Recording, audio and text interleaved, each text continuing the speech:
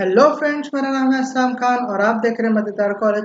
Previous lecture में हमने देखा था सिग्निफिकेंस और criticism of law of DMU. आज के इस लेक्चर में हम देखने वाले हैं relationship between marginal utility and price. See the relationship between marginal utility and price help us to understand how the law of DMU is the basis of law of demand. हमने significance में देखा था children law of DMU का कि जो law of DMU है वो क्या है, बेस लॉ ऑफ डिमांड का। ओके, तो relationship between marginal utility and price में हम यही समझने वाले हैं कि किस तरह से लॉ ऑफ डीएमयू जो है वो बेस है लॉ ऑफ डिमांड का।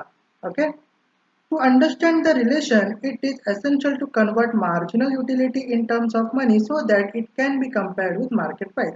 अब हम यहाँ पे रिलेशनशिप बिटवीन देख रहे हैं मार्जिनल यूटिलिटी और प्राइस का। तो चलो प्राइस को तो हम काउंट कर सकते हैं, बट मार्जिनल यूटिलिटी को कैसे काउंट करेंगे, है ना। तो इसीलिए हम क्या कर रहे हैं, उसको कन्वर्ट कर रहे हैं इन टर्म्स ऑफ मनी, यानी कि उसको मॉनिटरी वैल्यू में हम क्या कर रहे हैं चिल्ड्रन, कन्वर्ट कर रहे हैं। ओके, तो चलिए हम इसको अज्यूम करते हैं। So let 1 unit of marginal utility equal to 10 rupees and market price per unit equal to 50 rupees।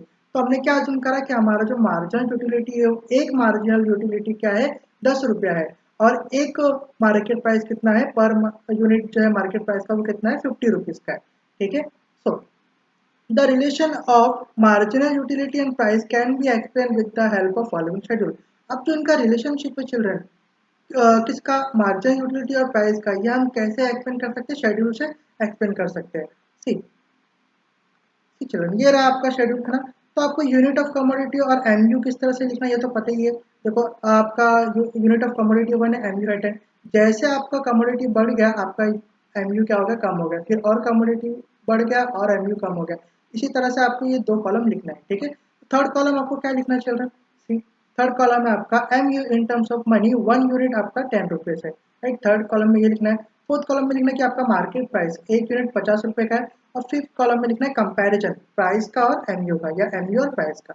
ठीक है, अब सी चिल्ड्रन, अब देखिए आप यहाँ पे क्या लिखा है चिल्ड्रन कि आपका जो एक यूनिट है, ठीक है, आपका एमयू जो है वन कमोडिटी पे कितना है, 10 है। ठीक है, तो आपका एमयू कितना है, 10। लेकिन एक यूनिट कितने रुपए का है, 10 रुपए का है, तो 10 इंटू कितना हो गया, 10 कितना हो गया, 100। और मार्केट प्राइस तो 50 है, तो यहाँ पे 50 लिखा जाएगा। तो अब बताओ, मार्जिनल यूटिलिटी आपका 100 है और प्राइस आपका 50 है, ग्रेटर कौन हुआ, मार्जिनल यूटिलिटी हुआ कि प्राइस, मार्जिनल यूटिलिटी यहाँ पे ग्रेटर हुआ। तो वही आपको यहाँ पे कंपैरिजन बताना है। ठीक है, चलिए अब सेकंड देख लेते हैं।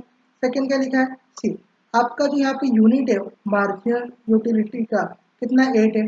ठीक है, तो 8 लिखा, लेकिन एक यूनिट का कितना रुपया है, 10 रुपये, तो 10 लिख दिया, कितना हो गया, 80 हो गया, है ना। और यहाँ पे प्राइस कितना है, 50। अभी भी यहाँ पे एम यू क्या है, वो ग्रेटर है प्राइस से। ठीक है, उसी तरह children 7 into rupees 10 into is equal to 70 rupees हो जाएगा।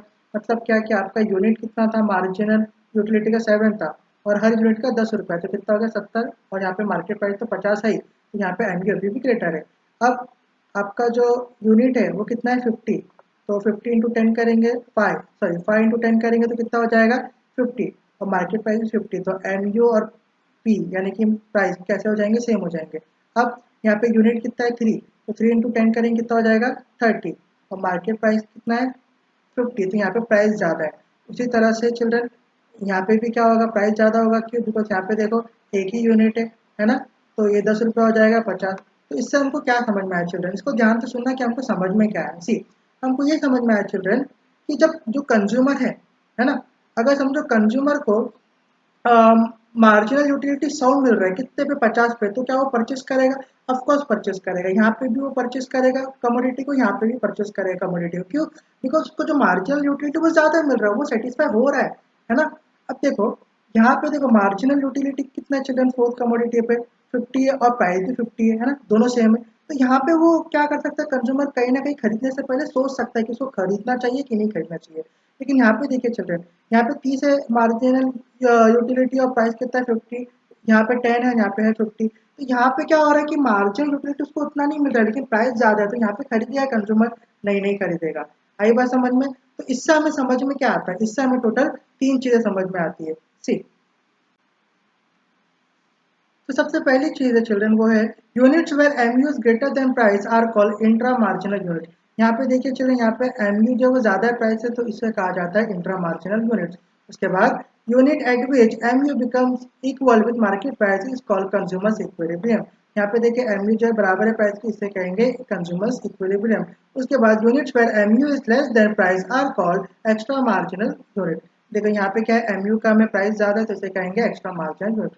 तो चिल्ड्रन ये था relationship between marginal utility and price. तो अब आप सोचोगे कि सर कि किस तरह से लॉ ऑफ डीएमयू वो बेस है लॉ ऑफ डिमांड का। तो लॉ ऑफ डिमांड में भी ये होता है चिल्ड्रन कि अगर जहाँ पे प्राइस ज्यादा होगा डिमांड कम, है ना, या फिर अगर प्राइस कम होगा तो डिमांड ज्यादा। यहाँ पे भी देखो यही हो रहा है चिल्ड्रन, यहाँ पे MU ज्यादा है तो प्राइस कम, और MU कम है तो प्राइस ज्यादा। आई बात समझ में? तो इसीलिए लॉ ऑफ डीएमयू को क्या कहा है, बेस कहा गया लॉ ऑफ डिमांड का। तो यहाँ पे हमने हमारा चैप्टर कंप्लीट कर दिया चिल्ड्रन। आई होप आपको आज का लेक्चर समझ में आया हो। अगर आपको आज का वीडियो हेल्पफुल लगता है तो आप इस वीडियो को अपने फ्रेंड के साथ लाइक शेयर और सब्सक्राइब करिए।